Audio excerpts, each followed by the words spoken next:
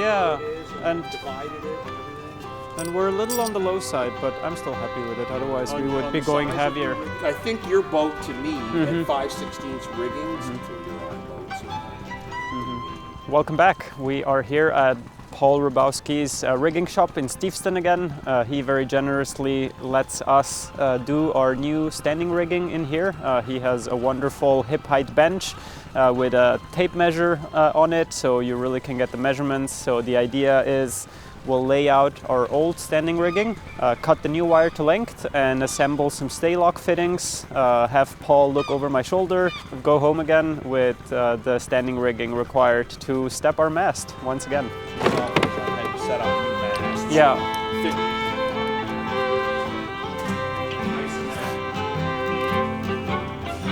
that's it. 41. But I am a little nervous, and if you watched last week's episode, you know why. So last week I found out about some irregularities with the mast. It's not exactly centered within the partners, the hole where it goes through our cabin top, since it is a keel stepped mast. And so I would like to change that, but that means that the length of the rigging, the wires will change ever so slightly, or that's the fear. And since, we only have one go with cutting, better measure twice and cut once. But I've thought it through. We did a little bit of math and trigonometry with Brian. I've talked it over with Paul, and I think it is going to be okay. I'm just trying to set it to how it was. I've laid out my cap shroud. I have my list here with the measurements of where the turnbuckle was set when the rig was tuned. Paul just told us of an even easier method where you don't really need to use a tape measure. By using a bit of tape, you could, have a mark of where the turnbuckles were set, and you could just bring it back to that tape line, and that's how it was. But we did it with measuring. And so now I'm just trying to set the turnbuckle back to my reference measurement so that I can copy it and make a new one. I can see on the tape measure that we are 47 feet and 3.5 inches. So let me write that down.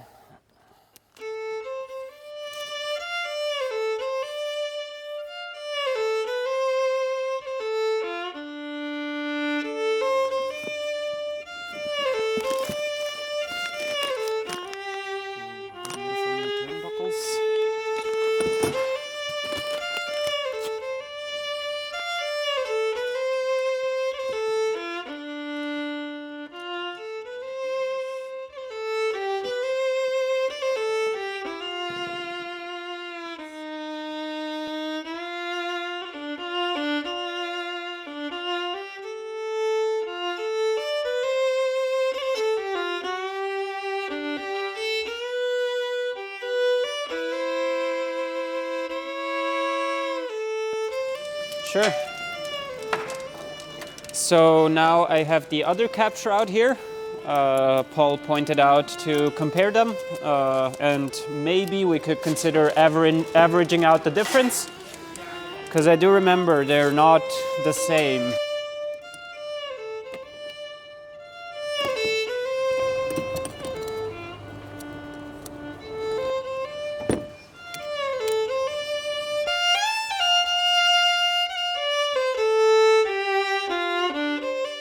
So I figured for this episode, while Aladino works in the rigging shop, I'm going to play some fiddle tunes to accompany his work. I actually, if you're a really keen observer, you might notice that I'm playing a bit of a new fiddle. I got this fiddle very recently from a friend of mine. He found it on Facebook Marketplace for $100, and I bought it from him, and I took it to a luthier, spent a bit more than $100, but not too bad actually, to get it set up really properly.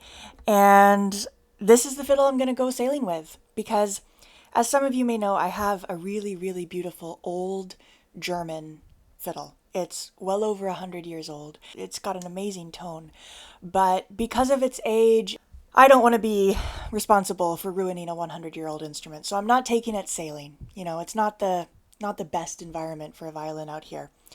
But this one, this one is a fiddle. And this one, I think I can take out on the sailboat without worrying about it too much. But I still really like the sound, which is kind of the whole goal.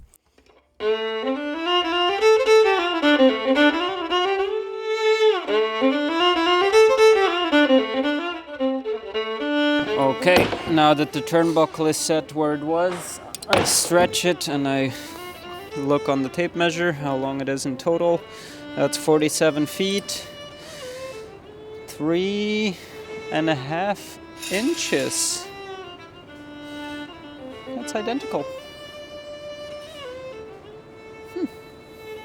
I'm a little confused, but the turnbuckle is set differently.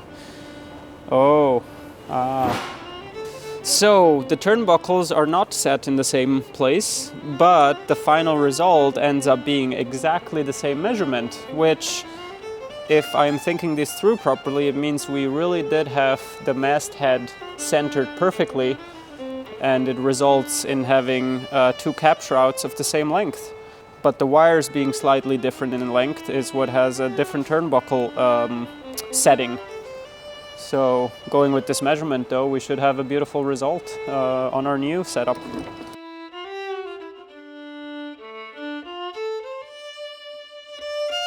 that one's. Yeah, something like that. Yeah, Awesome. something like that'll be good. Because that's where it's going to be set. Yeah. You've got, if you were a little bit, off on your measurement and you needed to let this out a little bit, you could make the stay an inch longer.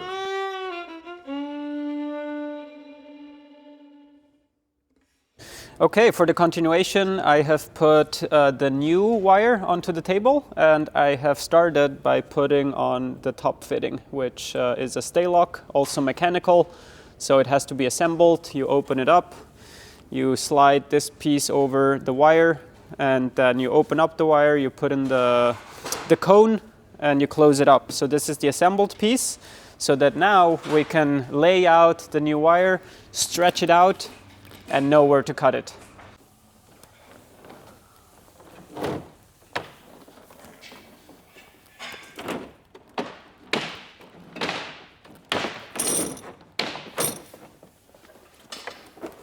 Okay. It was a really neat experience taking this fiddle to a luthier. It's very precise work, and in the same way that boat building, there's the craftsmanship, but there's also an element of something a little extra with boat building where you are building something that really becomes animated at the end. You're shaping pieces of wood and pieces of metal and everything else and bringing it all together into a whole that becomes alive once it's put together. And I think the very same is true with instruments. It's a craft, but it's also really an art form because you're literally shaping sound. And it was really neat seeing the luthier's workshop. It actually seems like a really nice form of craftsmanship. If I was to ever really become a craftsman, perhaps it would be a luthier over a boat builder. Well, that much has become clear. And it was really interesting to learn from him how just 1 millimeter of difference in the placement of the bridge or the placement of the sound post completely changes the sound of the instrument, completely and totally. Really fascinating, really precision work. All right, I'm cutting. I sharpied the location, tape on the top, on the bottom, using Paul's vise, which is very handy to keep it in place, and let's cut it.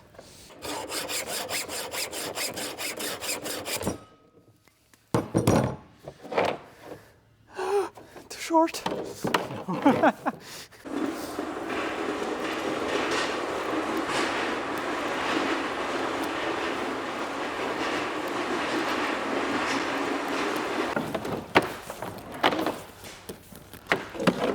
Cap number 2. So I'll go up to the top again, put in the top fitting first, and then we'll repeat the process. I just need this to be bare to be able to push this one through. Okay, and now we'll open up the wire.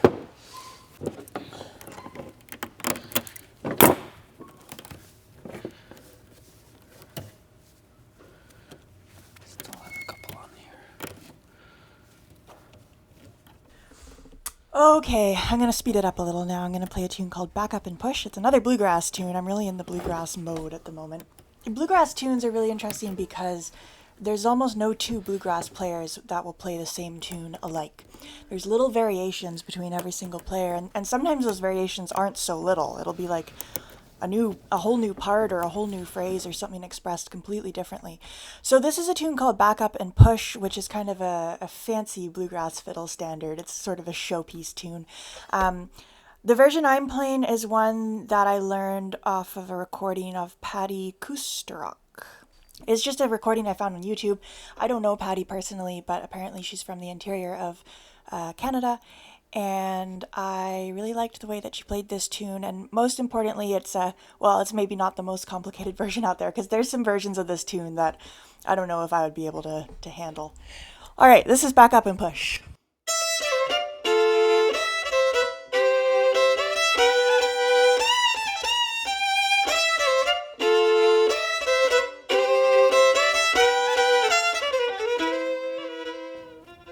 Wires should be formed. I open it up to check.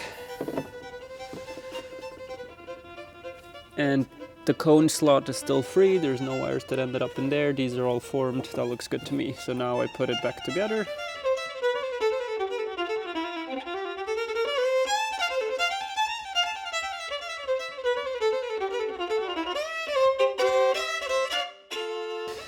Since our cap shroud cables will be the same length, I marked and I compare. And that does look good to me too.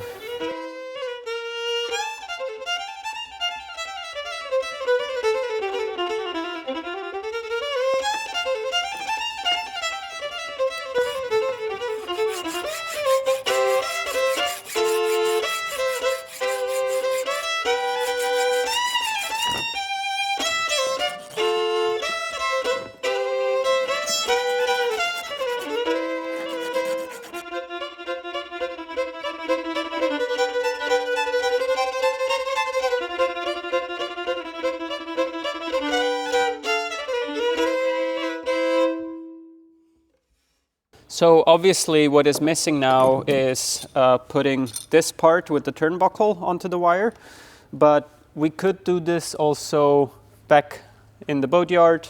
What I really want to make sure we have when we walk out of here is have all the wires cut to the correct length, because assembly can happen later. So now I've done the cap shrouds, I'll move on to do the same process for our lowers and the intermediate shrouds. Yeah.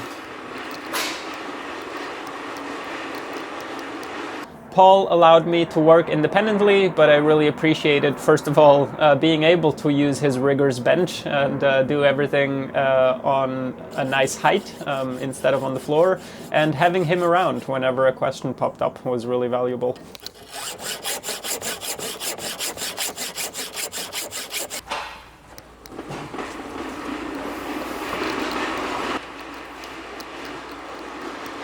Now I'm moving on to our intermediate shrouds and the lower shrouds, and those in our boat are terminated on a stem ball fitting, which looks like this, or can look like this.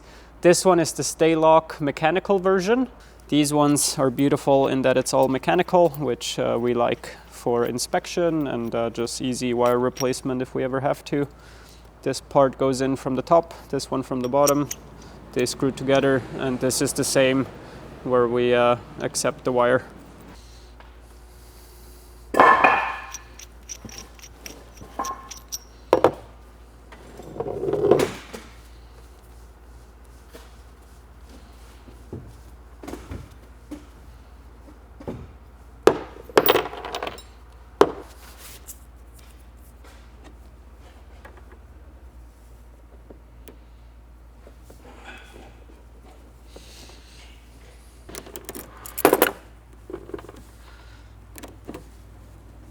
I'm going to end by singing a song.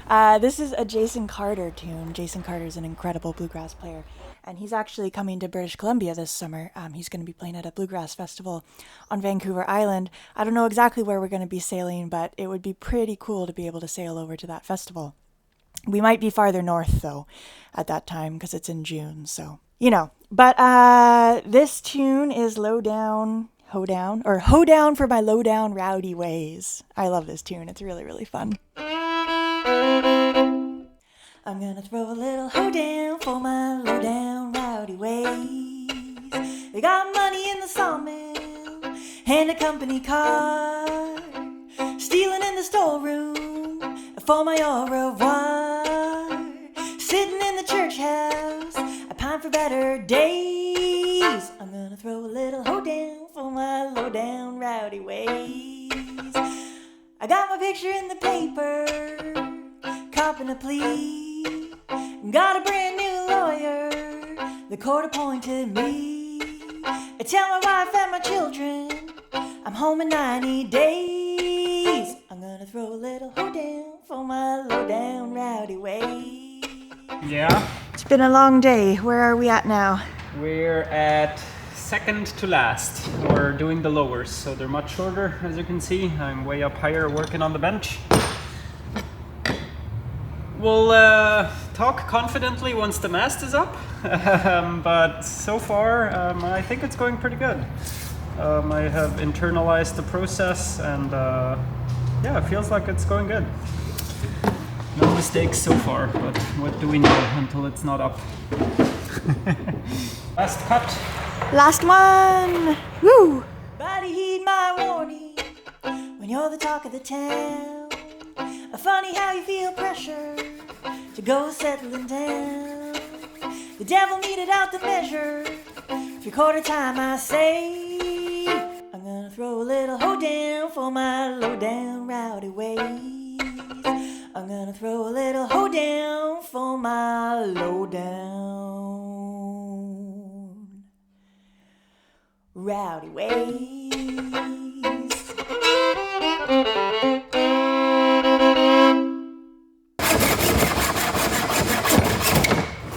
Woohoo! You did it, Dean!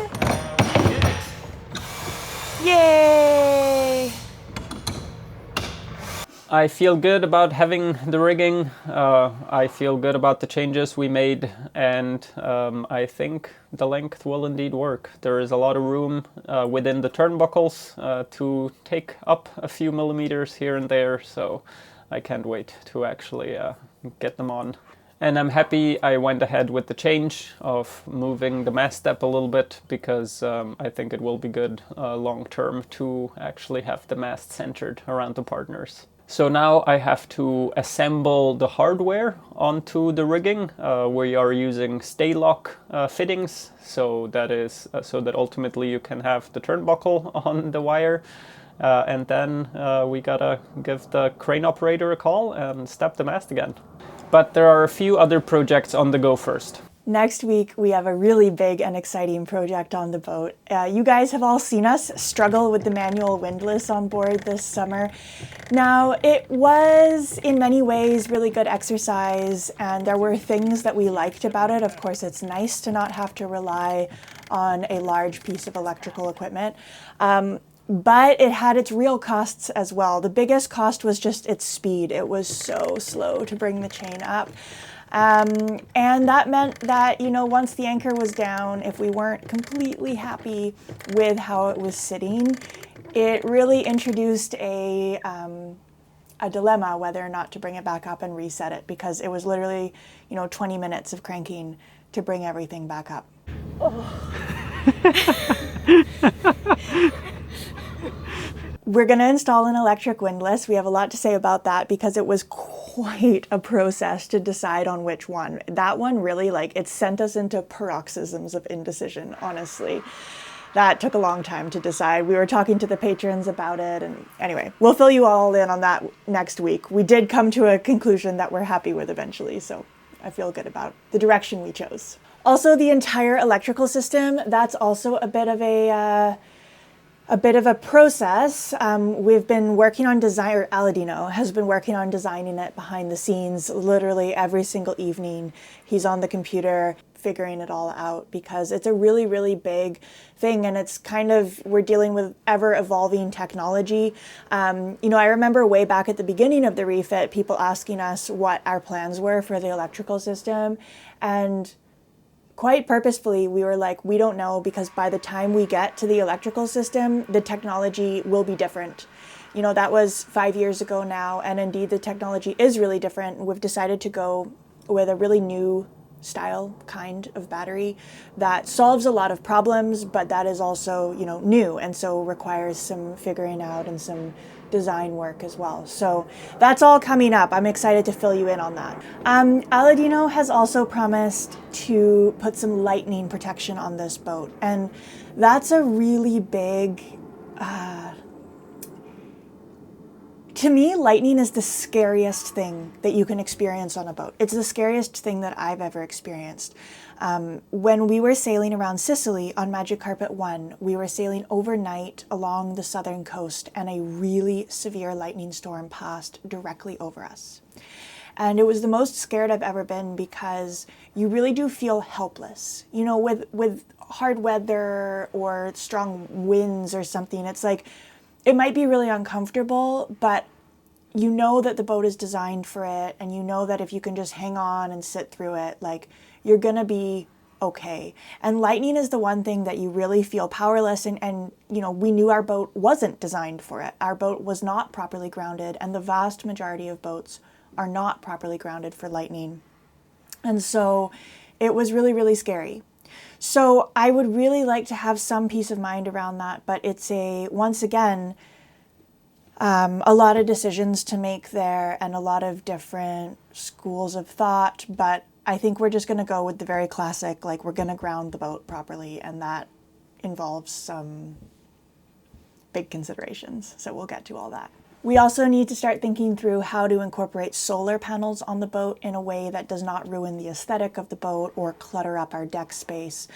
So that's also coming up pretty soon. Yeah, we've got a lot coming up, you guys. I'm excited to share it all with you. And, you know, the weather is slowly getting better. We're coming into spring. It feels like everything is coming back to life. The world around us and ourselves and the boat, and just, it's really coming together now, and I feel really, really happy. All right, everyone, huge thank you for being here. Really big thanks to the folks whose names are now appearing on screen for always going above and beyond to make sure that Magic Carpet keeps being produced. We're so grateful that you guys are here. Truly, thank you for sticking with us. It's been a long journey, and we just are, yeah, thanks. If you'd like to become a patron for as little as $2 a month, you can do so by following the link in our video description. We post real-time updates on Patreon every week, and yeah, it's a fun way to connect with you guys in real time and let you know what decisions we are going through in the moment. All right, I think that's it from us. We'll see you next week for the windlass discussion and install. That'll be a big one. Bye, everyone.